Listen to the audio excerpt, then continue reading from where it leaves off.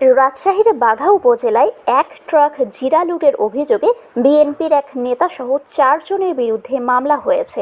মঙ্গলবার রাতে ভুক্তভোগী ব্যবসায়ী মোহাম্মদ ফেরদৌস সরদার বাদী হয়ে বাঘা থানায় মামলাটি করেন। এর আগে গত 6 মে আড়ানি পৌরসভা এলাকায় ডেকে এনে পাবনার এক পাইকারি ব্যবসায়ীর 300 বস্তা জিরা লুটের অভিযোগ ওঠে। ঘটনার পর ভুক্তভোগী ব্যবসায়ী থানায় লিখিত অভিযোগ দিলেও মীমাংসার আশ্বাসে মামলা নেওয়া হয়নি বলে অভিযোগ রয়েছে। পরে মঙ্গলবার রাতে আনুষ্ঠানিকভাবে মামলা রেকর্ড করা হয়। বিষয়টি নিশ্চিত করেছেন বাঘা থানার ভারপ্রাপ্ত কর্মকর্তা। মামলার প্রধান আসামি করা হয়েছে আড়ানি পৌরসভার বিএনপির সাবেক যুগ্ম আহ্বায়ক মোহাম্মদ সুজাত আহমেদকে। অন্য আসামিরা হলেন তার ভাই মোহাম্মদ জাহাঙ্গীর হোসেন, ভাগ্নে মোহাম্মদ সুইড ও মোহাম্মদ শান্ত। মামলার বাদী ফেরদৌস সরদার পাবনার সুজানগর উপজেলার চর চিনাখড়া গ্রামের বাসিন্দা। তিনি আমদানিকৃত পণ্য পাইকারি বিক্রির ব্যবসার সঙ্গে জড়িত। তার ভাষ্য, রাজশাহীর গোদাগাড়ির ব্যবসায়ী সিনারুল ইসলামের মাধ্যমে আসামিরা 300 বস্তা জিরা কেনার জন্য যোগাযোগ করেন। চুক্তি অনুযায়ী 6 মে ভোরে পাবনা থেকে একটি ট্রাকে 9000 কেজি জিরা আড়ানিতে পাঠানো হয়। প্রতি কেজি 550 টাকা হিসেবে এসব জিরার মূল্য প্রায় 49,50,000 টাকা।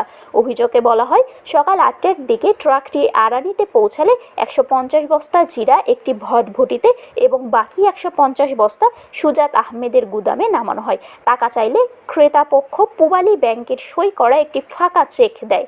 পরে নগদ 25 লাখ টাকা দেখানো হলেও তা বুঝিয়ে দেওয়া হয়নি। বাকি টাকা ব্যাংক খোলার পর চেক জমা দিয়ে পাওয়া যাবে বলে আশ্বাস দেওয়া হয়।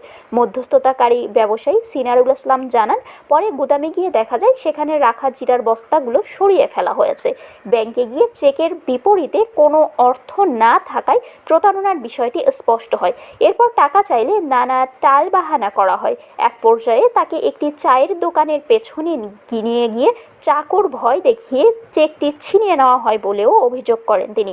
ঘটনার পরদিন ভোরে বাঘা থানায় অভিযোগ দেওয়া হলে পুলিশ বিভিন্ন স্থানে অভিযান চালায়। পরে আড়ানি পৌর বিএনপির সভাপতি তোজাম্মেল হকের মধ্যস্থতায় 110 বস্তা জিরা উদ্ধার করা হয়।